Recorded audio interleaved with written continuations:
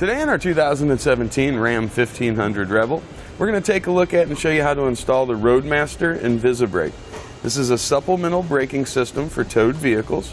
Part number is RM-8700. Now, the importance of a supplemental braking system comes from the fact that you've got a lot of weight behind your motorhome traveling at highway speeds. Motorhomes are designed with braking systems to stop themselves at those speeds, but not necessarily with the additional weight of the vehicle we're hauling. This tends to extend the braking distance, making it less safe. Now, with a braking system properly installed, you should maintain close to the same stopping distance, whether you're towing the vehicle or not. It's going to apply the brakes in the towed vehicle, making sure it's doing its share of the work and stopping and keeping everything much safer. The InvisiBrake works by detecting when the brakes in the coach are applied, then applying the brakes in the towed vehicle. This is going to bring everything safely to a stop when needed.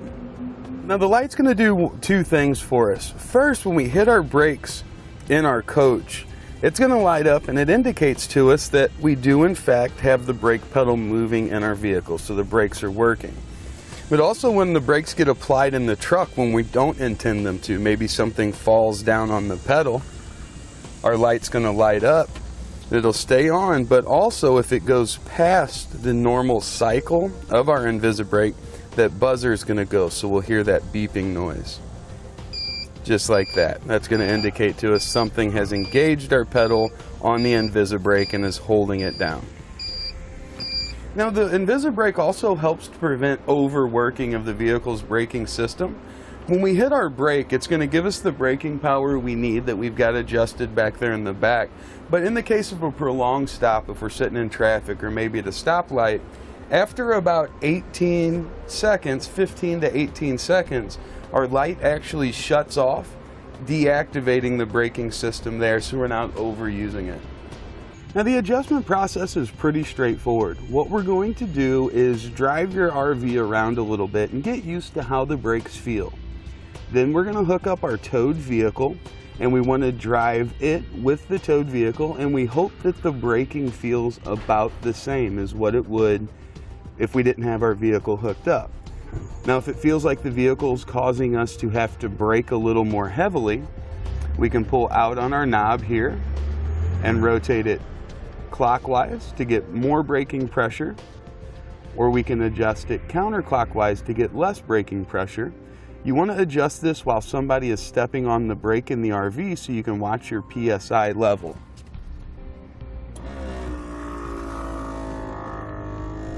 See, it's at about 60 there, so we can adjust that down, or we can adjust it up to get the proper amount of braking force that we want. Once we have it set, we can just push that straight in just like that. Now, from the Breakaway switch, we've got a pigtail with a carabiner on each end. The key to this is that it needs to be attached to the frame or the hitch. We don't want to attach it to our safety chains. So I'm just going to bring the carabiner through the hitch, around, and connect it to itself. Just like that. Now, in the event of an accidental separation, the breakaway cable is key at operating the system. This would no longer be connected, of course, it'd be pulled out with the rest of it. But when the pin comes out of the breakaway system, it's automatically going to activate the system in the truck, applying the brakes. All we have to do is slide that back in, and that system will reset and relax. And one of the first components that you'll want to mount during your installation is going to be the operating unit itself. See, it's the largest component in the kit, so it's a good idea to establish where you're going to have this mounted, and then we've got wiring and things like that that are going to run off of it, so we'll kind of know how we need to route those. For this, we're going to be working in the back underneath the driver's rear seat. There's a flat area there large enough to accept it, and it has a steel base underneath it, so when we put the screw that we're going to use to attach it, it'll be able to go right into that metal. Now, as we're mounting our operating unit in place, we want to have our wires connected so we can route those at the same time. We're going to be running our wires and air lines underneath the carpeting and then this threshold area. So we're going to pop these panels out, the one here in the rear driver's side door, and then we'll go up to the one on the front driver's side door. There's going to be a few clips to separate underneath this as we go. I'm just going to use a trim panel tool. You could also use a screwdriver. That should give us enough space there to where we can get our wires ran underneath. You can see at that point we're able to just kind of lift up the carpeting. You can see where this loom already exists that runs through there. We'll also gently pull out on this little cover here. We can get it separated back. That'll just give us an idea of where we can get those wires to come through safely. With the driver's door, we're just going to start on this back edge and kind of do the same thing, lifting up, and then once you get to the front, just kind of rotate it up and back. Just kind of free up that carpet a little bit. Now we need to locate the grommet that's located that goes from the bottom. I think it's going to be right here, but we'll confirm that by drilling a very small 1/4 inch hole through the bottom and then sticking a screwdriver through to make sure that's where it comes out. Now right underneath that driver's door, there's going to be a body mount. Go just in front of that body mount and we can see that grommet. So again, just a very small hole to start. So just gently poke up with your screwdriver, and then you should be able to see that coming up inside of the vehicle. You'll notice some sound deadening material here. It's kind of laid over top of that grommet. So you'll have to use a flat blade screwdriver or a knife and kind of trim around that edge just a little bit so we can pull that out. And just kind of gently lift up on that. We should be able to get it removed here.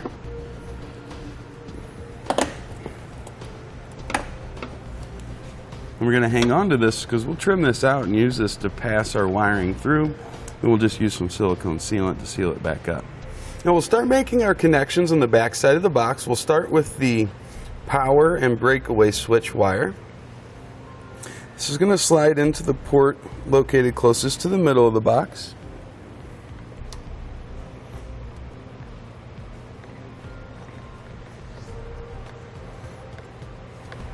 Next, we've got the green, white, brown, and yellow wire. That's going to go in the port to the right.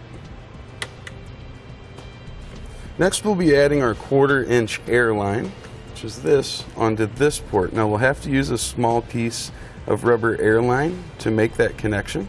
Now, this is all going to be included in your kit. And we just need to work this to where it goes well up inside there. We're looking for this to be 1.5 inches or so up inside of that tube. Once we've got it up in there, the other end will slide on the larger port there. And lastly, we've got our little tiny air line. This is going to go into the push to connect fitting, and we want to be sure we have a very flush cut on that. Now we're going to use a tubing cutter, part number F9009, to ensure we get a really good flush cut. We want to slide that in. Now it's going to come to a stop. Then we need to make sure it goes in a little bit further. Once it comes to that first stop, it'll go about another 1/8 of an inch or a little bit more. Then you'll know you've got it in there properly. Now I'm going to gently bring my wires and my tubing all together here. We're going to tape this up just so we can keep a clean install look and have all of our wires and hoses running on the same path.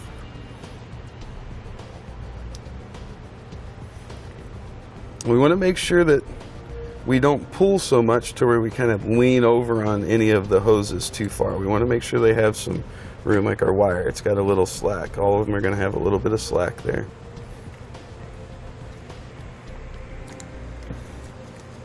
And then just wrap that up with some tape.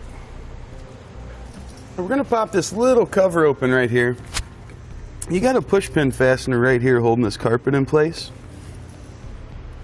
I'm going to pull that out, kind of like a Christmas tree fastener, really. Pull that out, and we can pull this carpet edge up a little bit. We're going to go right down through there with our wiring, but we want to run it underneath this gap. You can see where my fingers come out there. It'll give us a good area to bring everything right over this way. Now it's probably best to do them one at a time. If you can do several, that's fine, but just kind of run it under there. You see it's going to come out here. We'll go down the edge of that carpeting. And we'll just want them all to come out down in this area.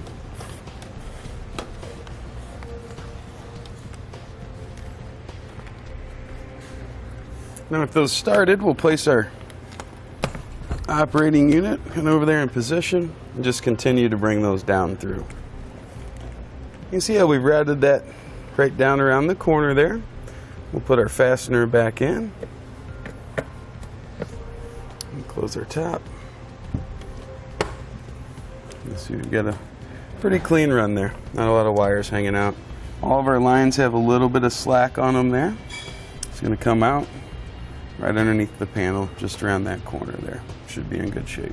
Now to secure the box in position, we're going to use a number 12 by 1¼ inch self-tapping screw and a fender washer. That should give us the length we need to get through the carpet and the pad and actually to the steel of the body.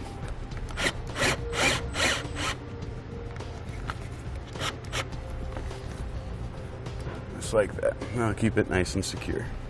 I'm going to continue to tape up about the next 3 feet. And you can pre-measure how far you need. Just take this up and you want the end of the tape to end just about the back of the driver's seat there. Now we'll tuck that right under the edge of the carpeting. We're going to follow along with that wire loom that's already there. There's a little pocket in there behind it. You can set it.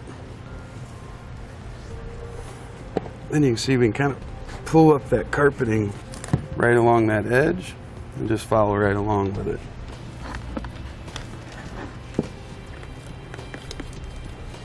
Now once we get to this point, we want to separate the small airline away from the large harness. We'll continue to tape that up. We'll pass it right through our grommet. Now we're going to modify our grommet that went through the floorboard by putting a 3/4 inch or 7/8 inch hole in it. You could also use a step bit to kind of enlarge this, or of course like a Dremel tool or something like that. You just want to get an area large enough cut out in this so you can pass through the wiring harness.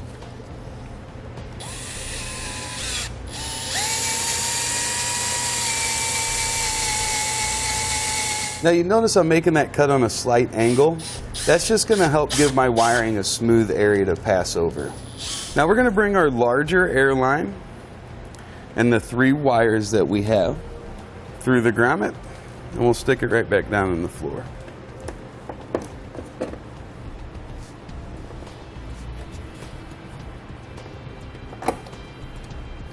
Now we're going to bring our small airline right up through our carpeting. So we'll just make a small hole there with the screwdriver and pass the end of it through.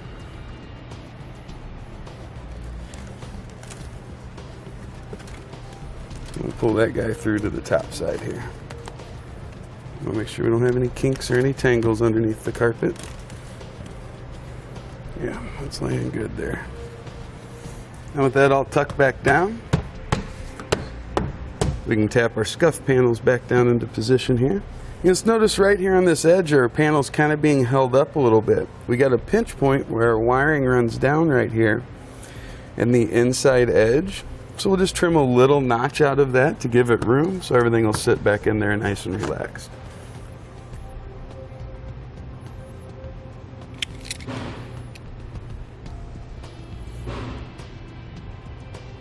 You can see with that little bit cut out, this is going to be much more in line with what it was originally.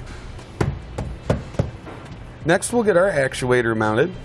Now this actuator isn't something that necessarily needs to be hard mounted. The work happens inside of it and that gets transferred through a cable. So I think right down here is going to be a pretty ideal location for it.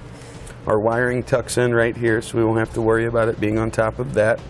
And we could zip tie this off using our carpeting here, so that should work out really well.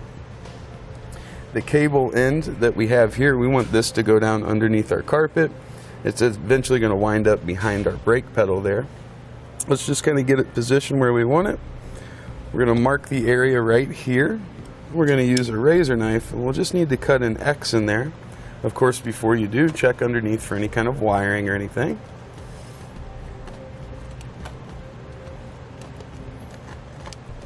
And that X should be large enough so we can pass on the other end of the cable. We've got these 2 nuts here. We want to be able to pass those through.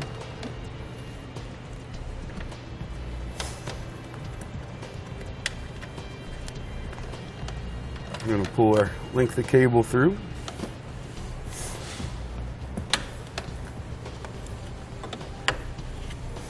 Move that just like that. That'll give us a nice clean look. Now we'll use a screwdriver. We're going to poke a hole through the carpeting there, and we'll slide our zip tie right through that opening. Now we're going to use a zip tie just a little bit longer than what comes with the kit, just to help us find it on the underneath there.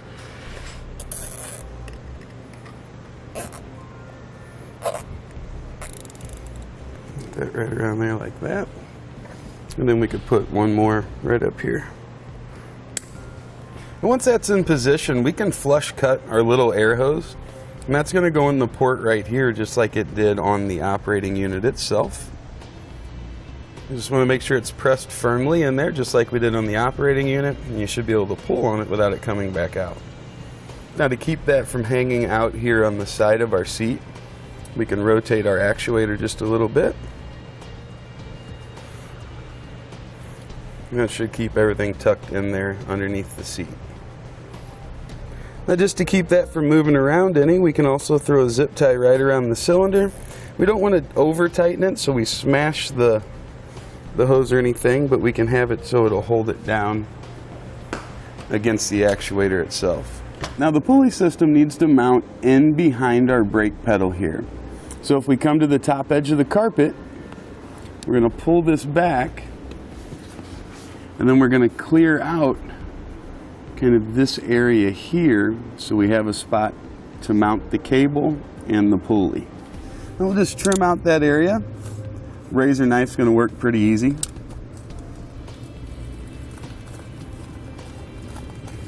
That's going to give us access to that nice solid firewall. We'll take out a section about this size for now, and if we need to, we can always take out a little bit more. Now we'll take our cable end. We're going to feed it underneath our carpet and the padding. We'll get that to come out up here. It'll be up here so we can work with it. So we anchor that right there. Put our pulley right there. Brake pedals right there. Now we'll grab the two pieces of our pedal clamp. You can see we've got several holes to choose from there.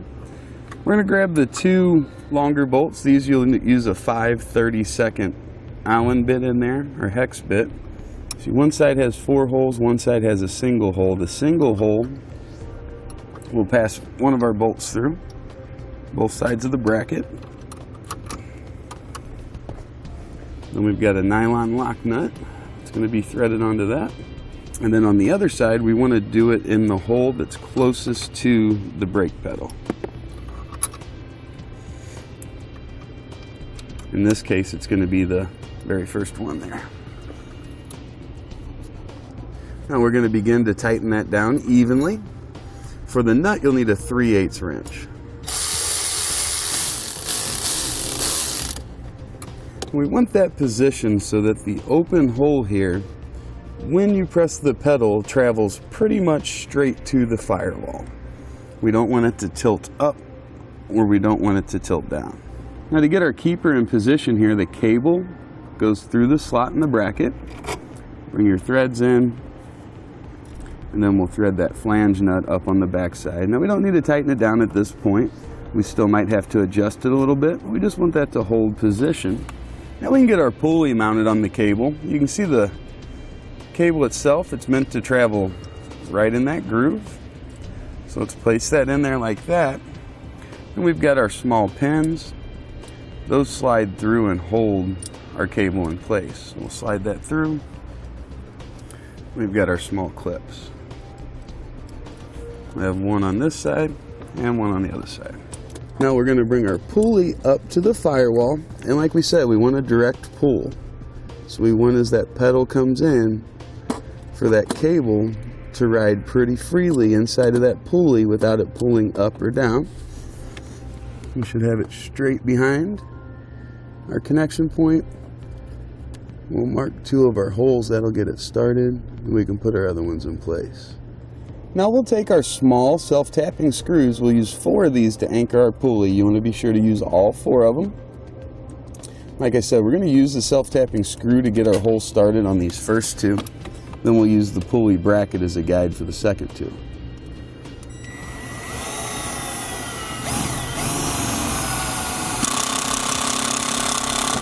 Now we'll bring our self-tapping screw through our bracket, get these two installed.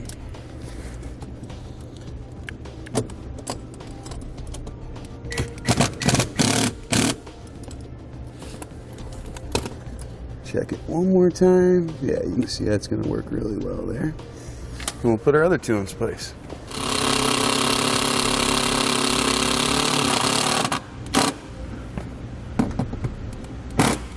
Now we'll get our cable stay mounted. It's going to go clip right around the end of the cable there, just like we did before. Get our holes marked and get them pre-drilled. It's going to make it a little bit easier on us than trying to hold everything up here at the same time. We're going to be using the same style self-tapping screw, the shorter one in the kit.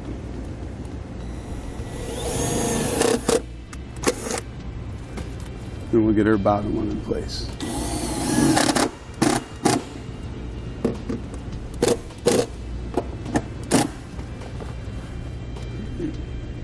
We want about 1/4 inch of free play in our cable there. And to adjust that, we'll either bring our keeper here in a little bit or out. Once you have it set where you want it, just tighten those two nuts down at the same time. Now we can move our carpet back up there in position and just take a look to see if we need to cut any of it out. And it looks like really just a small little piece there, and we should clear that pulley. Yeah, it looks fine right there. Yeah, see, we've got plenty of clearance there. That looks good. Now we'll be back underneath the vehicle. We're going to take care of connecting the 4-pole wire that comes from our operating unit to the 4-pole wire that we use for our towed vehicle wiring. Now there's a good length of this wire left, so regardless of where you ran this, you'll have the opportunity to connect to it. I'm going to continue taping my harness, and I'm just going to separate that out. Now on your towed vehicle harness, you want to separate out your wires. We're going to do this with a knife, but we want to be really careful not to actually damage our wires, just the sheathing that's holding them together. We just want to mock this up. I'm going to trim off the excess 4-pole that we're not going to use, and we'll separate these as well.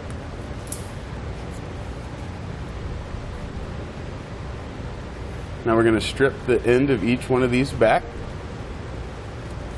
And I like to just give them all a twist, that way our strands will all stay together. Now we're going to cut into our towed vehicle wiring. We're going to strip those back on both sides.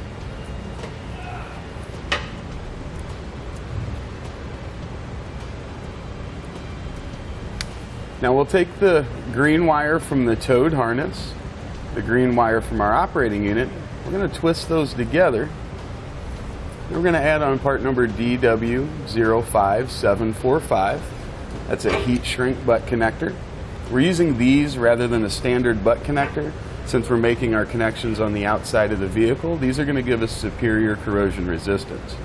Now we'll do the same thing for the yellow, for the brown, and for the white.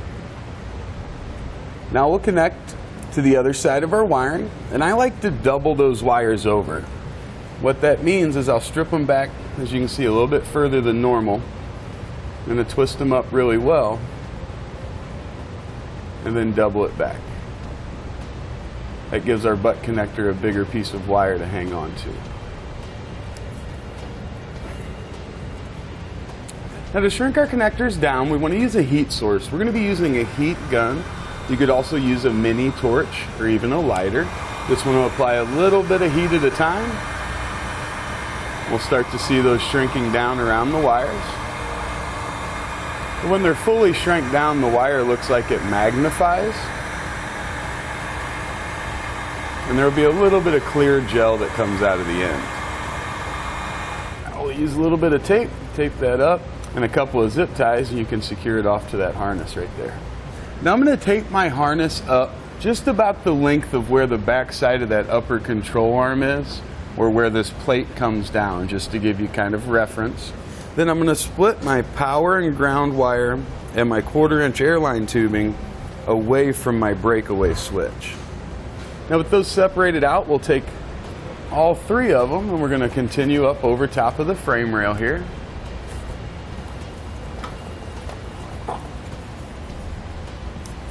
Once we come up over the frame rail, you see we tuck right in behind that heat shield to give us plenty of protection. Then we're going to take the airline tubing and the power and ground wire that we stripped off, and we want that to go straight up toward the outside of the vehicle from this point. We'll just poke them up there so we can find them when we get up there. And we can continue to run the breakaway wire up towards the front of the truck. Now there's a steering knuckle here that turns, so as you run your wire, be sure to avoid that. You don't want it to get twisted up in there. We'll just throw a zip tie around it here on that wire loom to hold it up and in position. Now that wire and that air tube should come out right up here in this area. So we'll bring it through, make sure we get all of our slack. And once we get this up here, we'll create another anchor point on the wire loom here with a zip tie just to keep it from ever going down back underneath the vehicle. Now I'm going to continue on with my 1/4" airline. We're going to go right down along this loom and then back up this side. We'll be putting our T in this area, so we just want that to be pretty close there where we can get to it. We'll go right underneath that tube there. Now this is the vacuum line that we need to tap into with a check valve and a T. You can see the sheathing on there. We're going to get this cut back, but we can actually get in there to the hose and work. Usually if you kind of scrunch it up, it's a little bit easier to cut. Then we'll use a razor knife or a pair of scissors to get in there and cut through.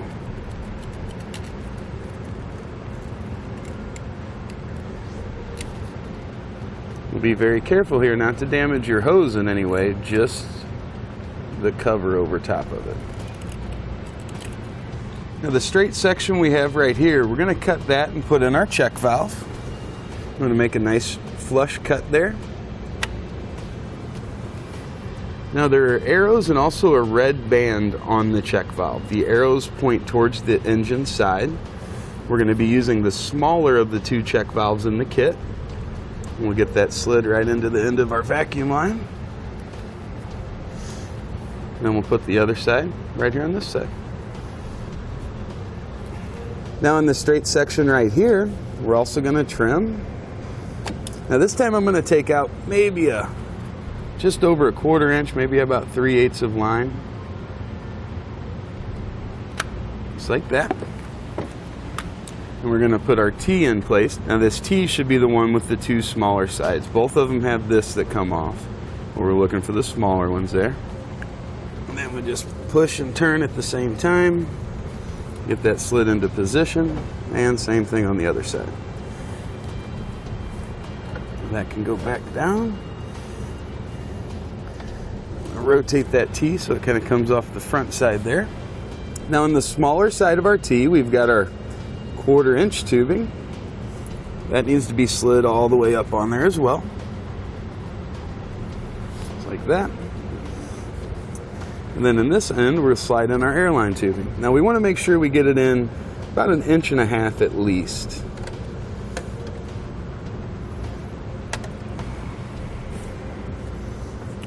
All right, our connection's made right there.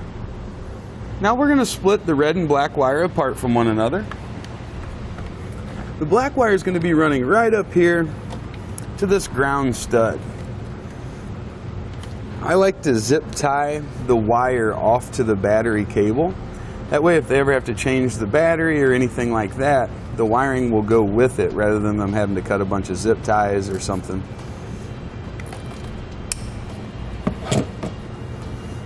Let's see, it's a good length right there. Snip that off and strip it back. We'll add on one of the provided ring terminals. Get it crimped down. We'll remove that nut and place it right underneath that second tab. To remove this, we'll use a 10mm socket.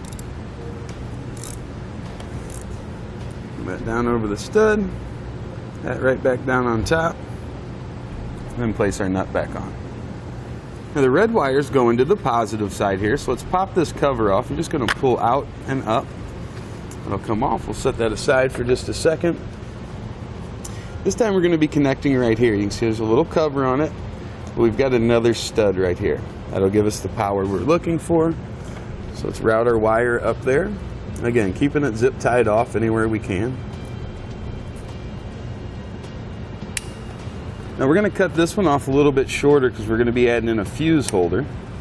The fuse holder is provided with the kit. Looks just like this. We want to be sure to pull the fuse out. You see the 20-amp fuse inside. Pull that out, set it aside, and that fuse will be the very last thing we'll put in our fuse holder before we test out the system. Now we'll cut that maybe the 4 or 5 o'clock position, strip back both ends of that, and the red wire we brought up from the operating unit. And we're going to be using another one of our heat shrink butt connectors. We'll place that on the red wire from the operating unit. I'm also going to place the longer side of my fuse holder in that butt connector. And the other side we'll add another ring terminal. We'll crimp it down on there. Now we'll get our butt connector shrank down. Again, if you use a lighter, it's just a little bit of heat at a time. Same thing with the torch. You don't want to overheat it. I'm going to draw that down just a little bit there. We'll get it connected right there to that terminal. Lay it right underneath that connector. We'll tighten that back down. Now, just like we did before, we'll use a couple zip ties here. Just get that zip tied off to that battery cable. Now that we're done running any of the wires outside of the vehicle here on the floorboard, it's time to get this sealed up really well. Now we're going to go all the way around the outside. We're also going to fill this inside section. That way we won't have any moisture, dirt, exhaust fumes, anything like that making their way inside of our truck.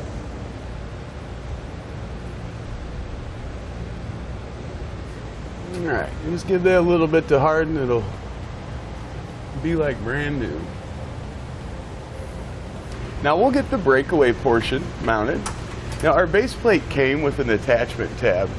You see right here, it just bolts up to this upper portion of the grill and it hangs down. If yours doesn't have a tab like that, you could probably utilize a short bracket, part number 18140, and create something very similar to that out of it. But once you have decided on your attachment point, this needs to come out through the grill so it's accessible. So I'm just going to mark the sides and the bottom of where my breakaway should go. That way I'll have a guide when I trim that grill out. And with that marked out, I'm going to get my side cutters here and just make our initial cuts. We'll use a razor knife after we get done with this to get everything squared up.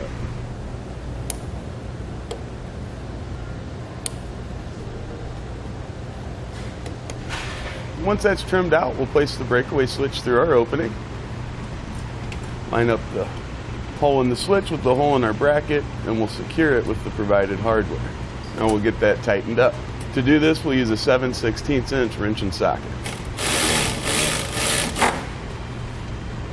Now at this point, you'll have two options. You can simply plug your breakaway switch in. If you do it this way, I definitely tape that up a little bit. Now you can zip tie this up and out of the way, kind of like we did our 4-pole wire here, but you'll see you've got a lot of excess wire. If you're going to do it this way, I'd secure it off right here to this wire loom. What we're going to do is shorten this up. We're going to eliminate the plugs so we don't have any problems with corrosion. So I'm going to bring my wire up here a little bit tighter. Mark the area there. And we're going to snip off both the breakaway side and our plug side. Now we want to maintain the correctness of our wiring. So our bare terminal here, in our case, is the wire on the right. So this is going to be our bare terminal. And this will be our protected terminal. That's just going to allow us to get them hooked up the right way on our wiring. Now if we cut through just the outside layer here of this insulating material, that jacket that goes around the wire, we'll be able to pull that back. Just want to be careful not to cut or damage our actual wires inside. Once we have those exposed, we'll strip back the end of both sides. We're going to add on another heat shrink butt connector. This time we're going to be using part number DW05744. It's going to be the same type of butt connector we've used during the installation with the heat shrink, just a little bit smaller to accommodate the smaller diameter wires. Now we also want to strip back the wires on our breakaway switch.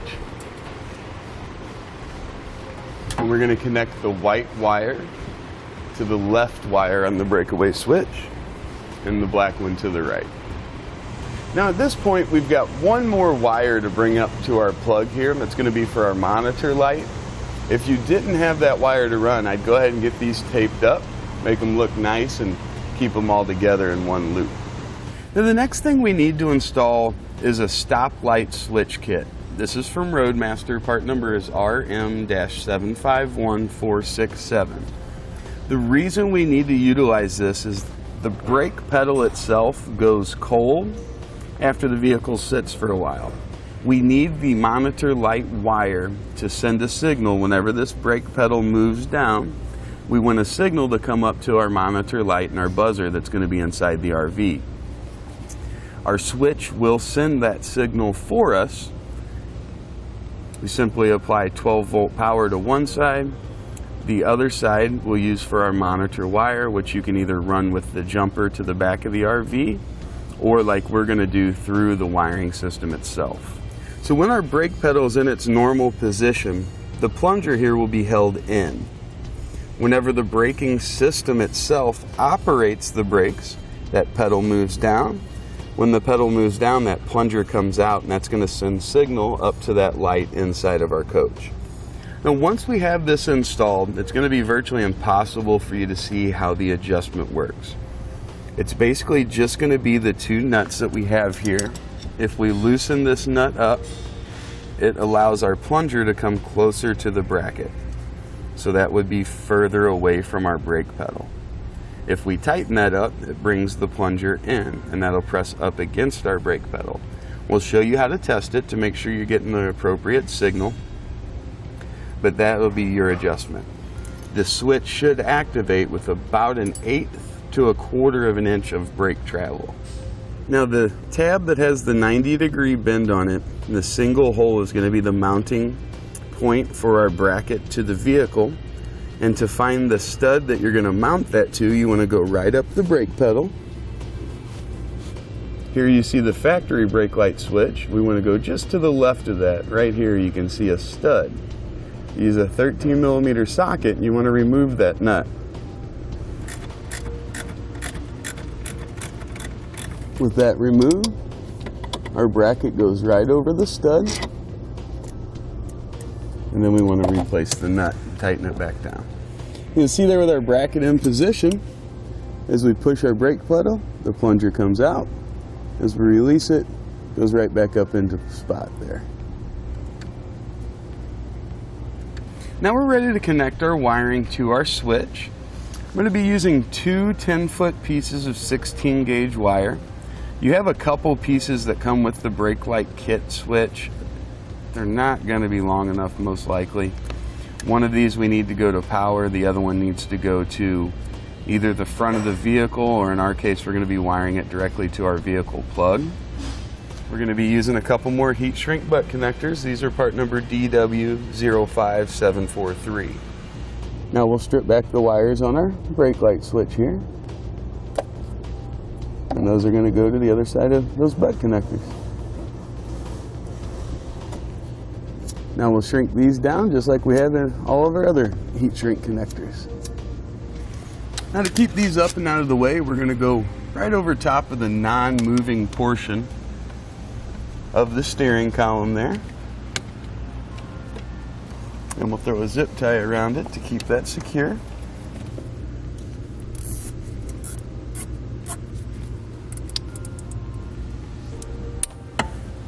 Now we can run right up to the large grommet located kind of right on the firewall behind the parking brake here. We want to make just a small cut on the inside here, also on the outside, and we'll pass through a thicker piece of wire, maybe a coat hanger or airline tubing, to draw our wires. Now we'll pull a little bit through the grommet here on the outside. We'll tape our wires off on the inside and pull them on through. Now I'm going to use a couple zip ties and secure these off here. Now with our wires secured off there so it won't move around, we'll use some silicone sealant. We're going to patch that grommet back up that we pulled that through. We'll continue to run our wires. I like to go along the outside edge of the fender well here. There's a channel that a lot of power wires run through, so it'll kind of allow us to do the same thing and keep our wiring protected. Now once we bring that all the way up, we should come out right here just in front of the power distribution center. There's a wire loom right here at the corner. It's a good idea to zip tie these off. Now one of the wires, it doesn't matter which one, we're going to bring around the bottom of that power distribution center, which is right here. And we'll zip tie it off to the red cable that comes up inside of it. And we'll trim off our wire to length. We want to strip that back. Now to make our connection, we're going to be using a Curt fuse holder. We're going to have a small section here. That's going to connect to our power stud right here. The other side, that's going to go to the wire that we trimmed coming up from the switch. Now if you haven't already chose a wire to use, it doesn't matter which one you pick. We're going to use another one of our heat shrink butt connectors there, and also to the wire from the switch. Now on the other side of that fuse holder, we're going to add on a ring terminal. We're going to use one 5/16 of an inch in diameter. It's available on our website. So that's crimped on. Open our cover there. We'll use a 13mm socket to remove the nut on the stud.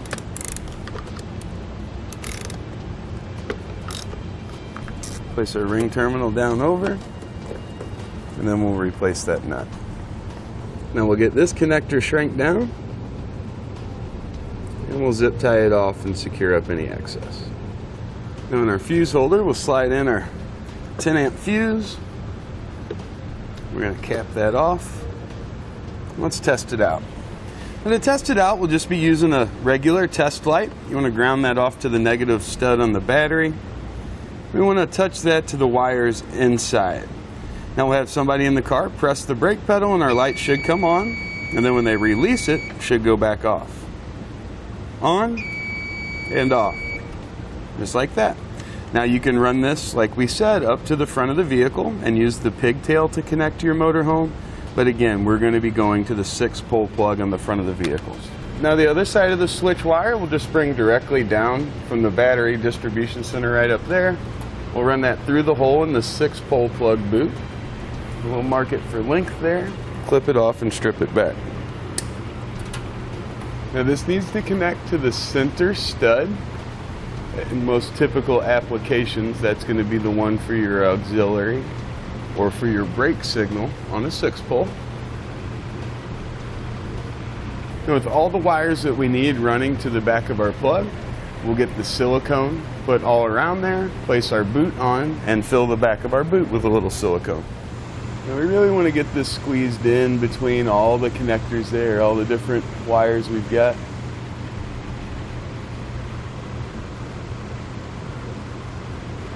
Now we'll get our bolts put in our 6-pole here, and we'll put that bracket on the back to get it secured in place.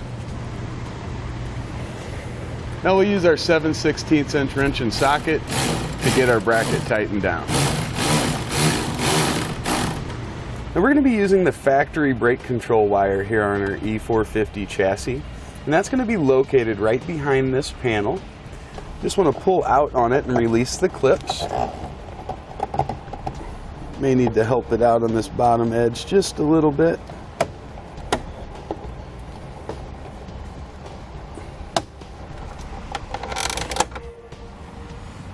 Once that's out of the way, typically it's plugged in here, but you'll see that little tab's already been broken. Now the wire we want to use on our harness is right here. It's going to be this lighter blue wire. Now if in the future you plan on using a brake controller setup, you can simply use one of the plug-in adapters we have that will plug in here and allow you to have extra wire hanging off this side. We've confirmed with our customer that he has no future intentions of using a brake controller, so we're going to cut that wire right there, and we'll splice a longer piece of wire in so we can run it down to both our light and our buzzer.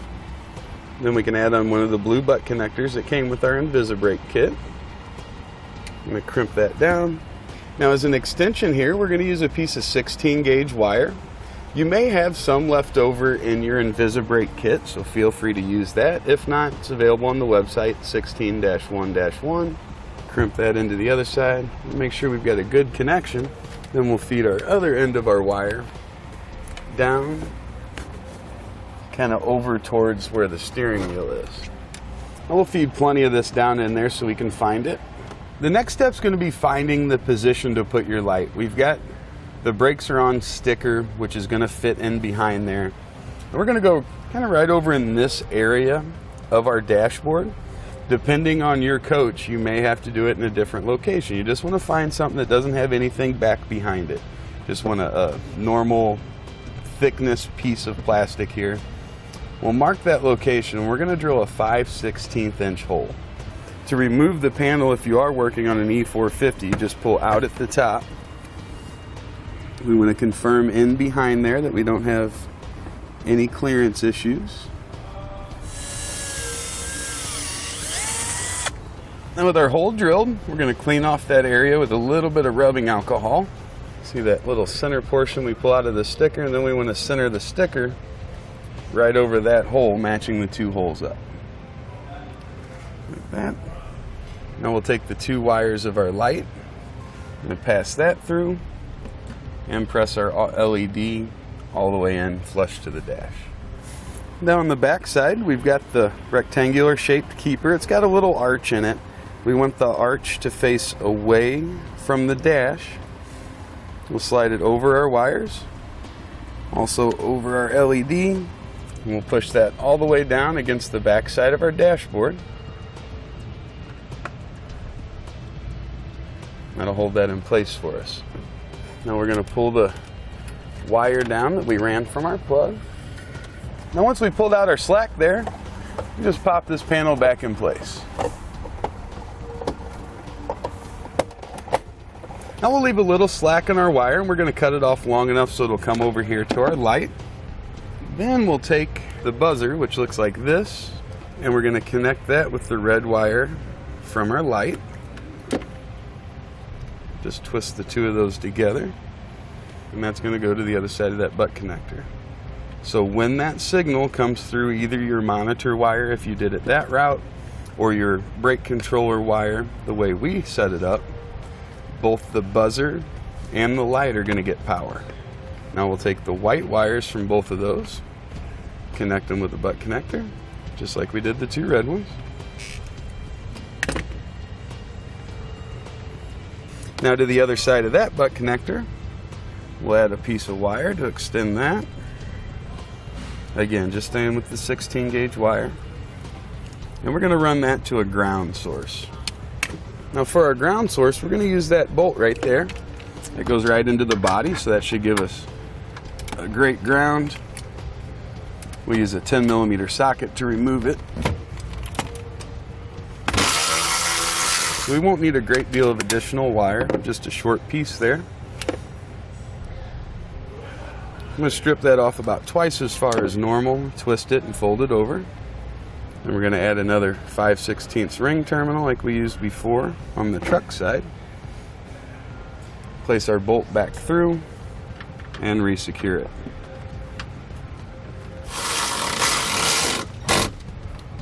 Now we'll just use a couple of zip ties. We want to get everything kind of cleaned up, zip tied up out of the way here.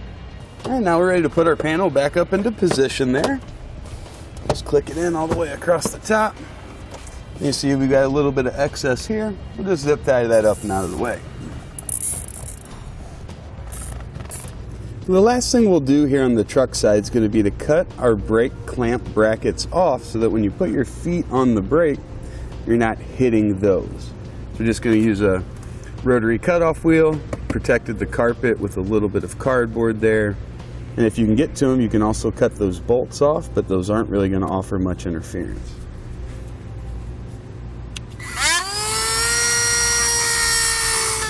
Now we just want to touch that up a little bit. Just like that. Now the last step before we test the system will be to place in our 20 amp fuse and our fuse holder and cap that off. With everything working and adjusted properly, that's going to complete our installation of the Roadmaster InvisiBrake. Part number RM-8700 and our 2017 Ram 50. Thanks for watching. Click the link in our description below to shop, learn more, or visit us at etrailer.com. And leave us a comment if you have any questions.